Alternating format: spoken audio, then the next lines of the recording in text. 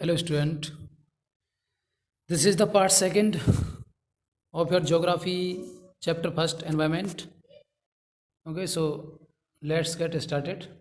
ये second part है आपका ज्योग्राफी का, जो फर्स्ट पार्ट मैंने करवा दिया था, and this is the second part. Okay, हमने समझाया था आपको जो एनवायरनमेंट होता है, उसके दो घटक होते हैं. The first is biotic and second is abiotic. Which both consist biotic the world of living organism, मतलब जितने भी जीवित जीवधारी हैं, मतलब जो सजीव में आते हैं, plants, animal, all are the part of biotic environment. And the both consist abiotic the world of the non living elements like land, chair, everything. Okay, that was the part of non living things are consist in abiotic.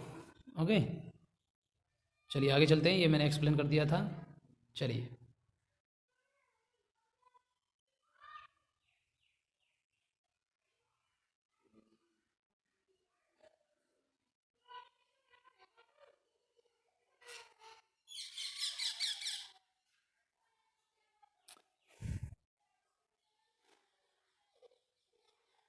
यहाँ पर दे रखा है human environment reveals the activities, creation and interaction among human being.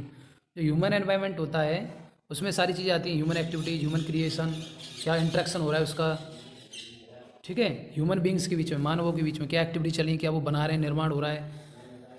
तो यहाँ से natural, यहाँ पर देख लेते हैं एनवायरनमेंट के बारे में थोड़ा सा. एनवायरनमेंट दे रखा है फ्रेंच वर्ड एनवायरन. ये जो एनवायरनमेंट वर्ड है ये कहाँ से एक्सट्रैक्ट किया गया है? Environment meaning neighbourhood. एनवायरनमेंट का मतलब होता है फ्रेंच में नेबरहुड, पास पड़ोस.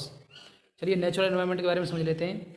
Land, water, air, plants, okay, and animal comprise the natural environment. ये सारी चीज़ें किस में आती हैं? नेचुरल एनवायरनमेंट में आती हैं. Land, water, air, plants. Okay, you are familiar with the meaning of lithosphere. आप जो लिथोस्फीयर की मीनिंग है उससे परिचित होंगे. हाइड्रोस्फीयर, एटमॉस्फियर एंड बायोस्फीयर, इन सभी की मीनिंग से भी आप परिचित होंगे. इन सभी चीज़ों के बारे में आप पढ़ चुके हो already in previous class. Okay, from your okay, let us learn some more fact about this. अब इसके बारे में और थोड़ा सा देख लेते हैं कि what is lithosphere, what is lithosphere, what is hydrosphere, what is atmosphere and what is biosphere. चलिए, what is lithosphere? First we will understand the term lithosphere. Lithosphere is the solid crust of the hard top layer of the earth. It is made up of rock and mineral and covered by the thin layer of the soil.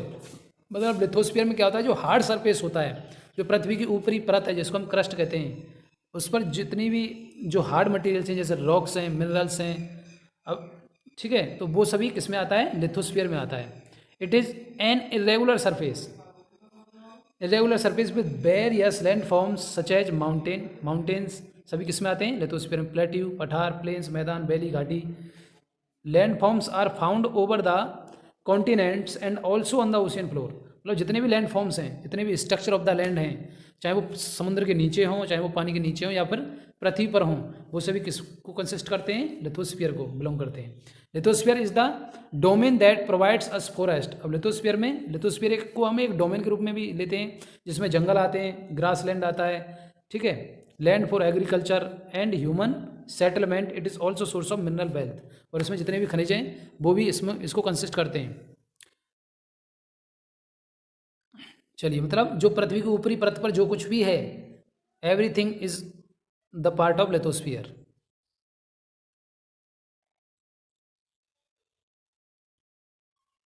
The domain of water is referred, मतलब जो पानी से संबंधित है, जो domain है पानी का, वो हाइड्रोस्फीयर में को बिलोंग करता है. Okay, it comprises various source of water and different types of water bodies. मतलब पानी के जो स्रोत हैं, चाहे वो नदियाँ हों, चाहे वो लेक्स हों, सीज हों, ओशियन हों, everything is the part of hydrosphere. It is essential for all living organism. ये जीवन के लिए बहुत ज़रूरी है पानी, आपको पता होगा. तो पानी से संबंधित जितनी भी चीज़ें वो हाइड्रोस्फीयर को बिलोंग करती हैं. I will get you task. Okay, so the atmosphere is the thin layer of the air. अब एटमॉस्फेयर की बात करें तो वो क्या है? एक हवा की परत दैट सराउंड द अर्थ, जो पृथ्वी को चारों तरफ से घेरे हुए हैं. The gravitational force of the earth hold the atmosphere around it. जो ग्रेविटेशनल फोर्स है उसकी वजह से जो हवा है वो पृथ्वी के चारों तरफ मौजूद है। इट प्रोटेक्ट्स अस, ये हमारी रक्षा करती है। किससे रक्षा करती है? From the harmful rays of scorching heat of the sun, सूरज की जो जला देने वाली हीट होती है स्कॉर्चिंग, उससे हमारी रक्षा करती है जो हवा की परत है। It consist of a number of gases, क्योंकि इसमें बहुत कई तरह की गैसेस होती हैं, डस्ट होती है, वाटर वेपर होती है। Okay, the changes in the atmosphere, जो एटमोसफियर में बदलाव होता है, produce change in the weather and climate, जो हवा में बदलाव होता है उसकी वजह से मौसम और क्लाइमेट में भी बदलाव होता है। Plant and animal kingdom together make biosphere, जो प्लांट और एनिमल होते हैं, मतलब जहाँ पर एक जगह ऐसी होती है कि जहाँ पर प्लांट भी हैं और पौधे भी हैं, क्योंकि जहाँ पर जीवन है वहाँ without plant there is nothing. Okay, without without plant there is nothing life. Okay, so ये जो चीज़ होती है, दोनों जहाँ पर चीज़ें होंगी, जहाँ पर जीवन होगा, ये समझ सकते हैं आप, जहाँ पर जीवन हो वहाँ पर बायोस्फीयर है of the living world. Okay, it is narrow zone of the earth where land water and air interact with each other, no support life. ठीक है, जहाँ पर एयर लैंड और वाटर मौजूद है और जहाँ पर लिविंग थिंग्स मौजूद हैं, मतलब जहाँ पर जीवन है, वो एक बायोस्फीयर में आता है, इसका छोटा सा हिस्सा है पृथ्वी के ऊपर। तो what is ecosystem? We will understand this word ecosystem. At an NCC camp that Ravi's class was attending, आपने एनसीसी के बारे में सुना होगा, एक एनसीसी कैंप है जहाँ पर रवि जो है वो अपनी क्लास अटेंड कर रहा था। ओके, जैसी एक्सक्लेम, तो जैसी ने क्या बात कही उससे, about a heavy downpour, downpour means होता है जब तेज बारिश होती है, मूसलाधार बारिश, इतनी तेज बारिश हो रही है। It remind me of my home in Kerala, इसने मेरे मेरे जो घर था केरला में उसके बारे में याद दिलाया, क्योंकि वहाँ उधर बारिश ज़्यादा होती है। You should come and see how it pours and pours and pores,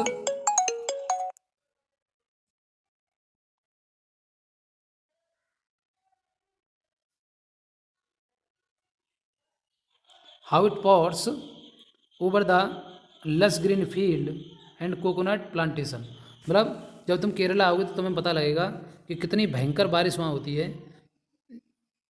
और जो कोकोनट प्लांटेशन है, जो कोकोनट की फसल है, चारों तरफ ग्रीनरी होती है, वहाँ कितनी बारिश होती है। तुम ये क्वेश्चन पूछ रहे हो तो तुम केरला आओगे तो तुम्हें मालूम चलेगा।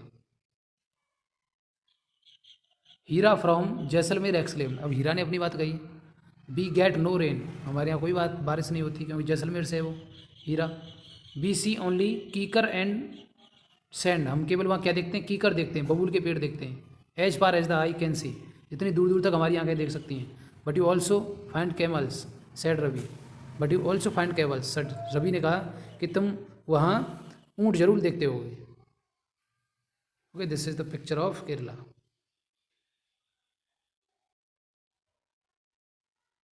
अब हीरा कहती है, Heera says not just camels, ऊँटी नहीं, if you visit our desert, अगर तुम हमारे रेगिस्तान में घूमोगे तो यू विल सी स्नेक्स, तुम्हें सर्प दिखेंगे, लिजार्ड दिखेंगी और कई तरह के दूसरे इंसेक्ट भी दिखेंगे।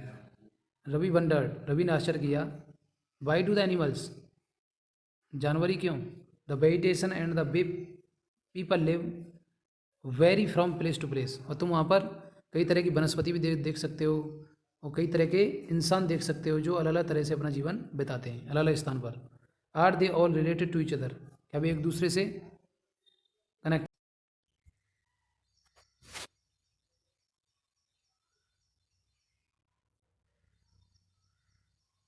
All the plants and animals are human being depend on their immediate surroundings, मतलब जो उनके आसपास में जो प्लांट्स होते हैं, जितने भी प्लांट्स हैं, एनिमल्स हैं और ह्यूमन बीइंग है, वो कभी सभी किस पर डिपेंड होते हैं, अपने सराउंडिंग्स पर डिपेंड होते हैं। Often they are also interdependent on each other, यद्यपि वो एक दूसरे पर आश्रित भी होते हैं, एक दूसरे की वजह से वो अपना जीवन यापन भी करते हैं, इंटरडिपेंडेंट होते हैं। This relation between the living organism, ये जो रिलेशन होता है लिविंग ऑर्गेनिज्म के बीच में, as well as the relation between the organism and their surrounding, उनके आसपास के माहौल पर जिस जिस तरीके से वो आश्रित होते हैं, तो ये इकोसिस्टम कहलाता है। इसमें सभी कनेक्टेड होते हैं, plant, animal, okay, human being. अब ये एक दूसरे से तो कनेक्ट हैं ही, लेकिन ये एक सराउंडिंग्स में भी रहते हैं, और ये जो सराउंडिंग है इस पर भी ये पूरी तरह से कनेक्टेड होते हैं और इंटर कनेक्टेड होते हैं, दैट इज़ द इकोसिस्टम।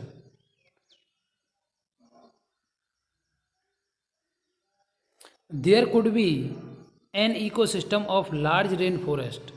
अब बड़े एक जो रेन फॉरेस्ट है, बरसाधारी जो वन होते हैं, उनका एक इकोसिस्टम हो सकता है अपना अलग, ग्रासलैंड का अलग हो सकता है, डेजर्ट का अलग हो सकता है, माउंटेन का अलग हो सकता है, lake, river, ocean and even small pond, एक छोटे से तालाब का भी इकोसिस्टम हो सकता है, क्योंकि उसमें जो जीव जंतु हैं तालाब में वो किस तरीके से अपना जीवन यापन कर रहे हैं, that is the way of its life and considered as a ecosystem.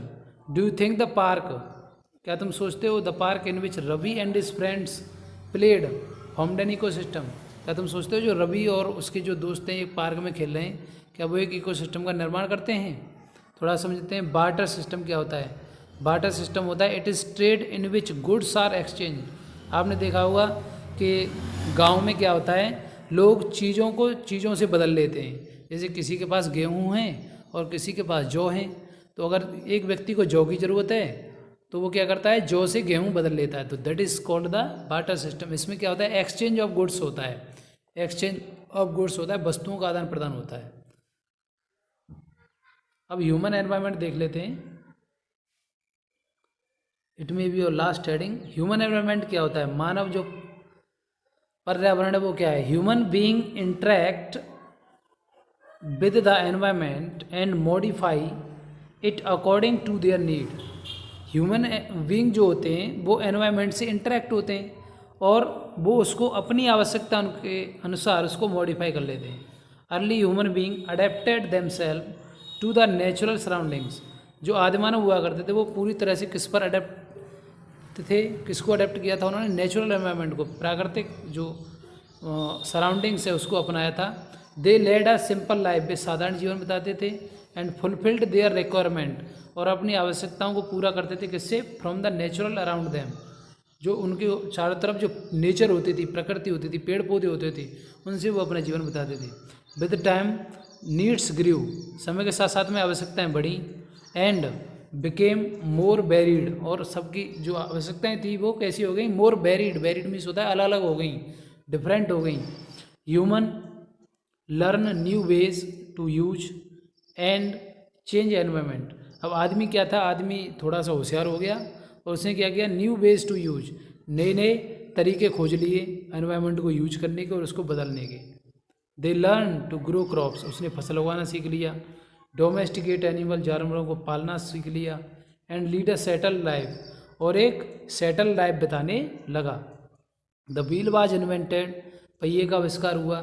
Surplus food was produced, surplus means और अधिक भोजन प्रोड्यूस किया जाने लगा।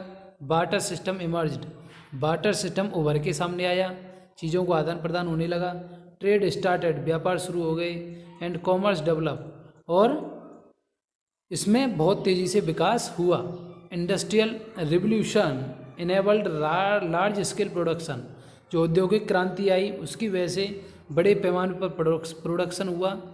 ट्रांसपोर्टेशन बिकम फास्टर, और जो यातायात था वो काफ़ी तेज़ हो गया। Information revolution made communication easier, और जो संचार क्रांति आई उसकी वजह से जो कम्युनिकेशन था, जो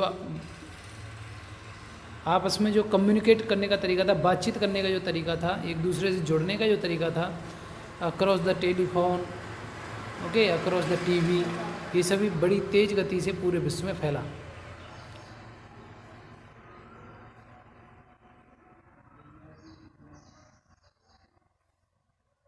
हैव यू एवर थॉट, क्या आपने कभी सोचा है, by you love eating a juicy watermelon in summer, तुम तरबूज खाना क्यों पसंद करते हो गर्मियों में। And hot roasted peanut in winter, और गरम भुनी हुई मूंगफली क्यों खाना पसंद करते हो सर्दियों में। A perfect balance is necessary between the nature and human environment, इसी तरह से एक परफेक्ट बैलेंस प्रकृति और मानव वातावरण में बहुत ज़रूरी है। Human must learn to live, आदमी को जीवन जीना सीखना चाहिए। And use the environment in a harmonious way, और अपने एनवायरनमेंट को एक हारमोनियस वे में उसको यूज करना चाहिए। नूरी अ गर्ल फ्रॉम मिजोरम, एक लड़की है नूरी जो मिजोरम से है, मिजोरम से बिलोंग करती है। फ्रॉम रवीज क्लास, जो रवि की क्लास में पढ़ती है। ऑफन टॉक्स अबाउट, अधिकतर वो बात करती है किसके बारे में, लस green surroundings of her place, अपने स्थान के जो हरी भरी जगह हैं उनके बारे में। Seeing Ravi upset at having lost his playground, seeing Ravi upset, Ravi को देख करके वो अपसेट हो जाती है। At having lost his playground, क्योंकि वो प्लेग्राउंड में हार जाती है। Noori invited him to visit her home, Noori ने रवि को इनवाइट किया अपने घर पर। Stay during the coming vacation, आने वाली छुट्टियों में। Ravi teacher ask the student to draw the landscape, Ravi के टीचर ने सभी बच्चों से लैंडस्केप मीन्स प्राकृतिक दृश्य बनाने के लिए कहा। Houses, activities of people and places they visit during the holiday, और लोग कहाँ कहाँ जाते हैं उस तरीके से उन्होंने एक फिगर बनाने के लिए उनसे कहा सभी बच्चों से।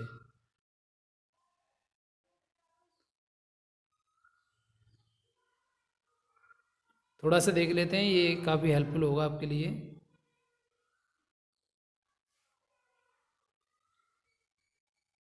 Talk to some elderly person in your neighbourhood and collect information about, आपको अपने बड़े जो बुजुर्ग हैं घर में, जो आपके फादर हैं, ग्रैंड फादर हैं, ग्रैंड मदर हैं, उनसे बातचीत करनी है और ये इन्फॉर्मेशन कलेक्ट करनी है। The tree in his her neighbourhood, आपके पास आस पड़ोस में जो पेड़ हैं।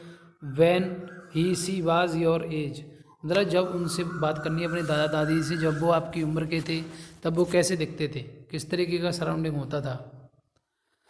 द इंडोर गेम्स, घर में खेले जाने वाले गेम कैसे खेलते थे वो जब वे छोटे थे। हिज और हर favourite fruit at your age, जब वो तुम्हारी उम्र के थे तब वो कौन से फल खाना पसंद करते थे। How old they make them self,